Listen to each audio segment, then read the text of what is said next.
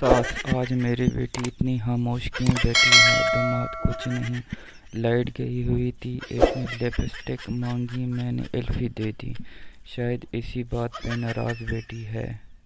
शोहर खाना खाते हुए अपनी पत्नी से कहता है, डार्लिंग, तुम दिन ब दिन खूबसूरत होती जा रही हो।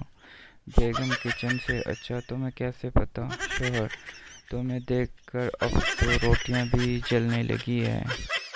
बीवी शोहर से, मैं आपकी सालगिरह के लिए बेहतरीन सूट लाई हूँ। शोहर हैरत से, अच्छा दिखाओ बीवी, अभी पहन कर आती हूँ। बीवी बाथरूम से नहाकर निकली तो देखा हवन बेड पर लेटा और अजीब सी नज़रों से उसे घूर रहा था। बीवी बड़े प्यार से बोली, जाना, आज तो बहुत रोमांटिक हो रहे हो।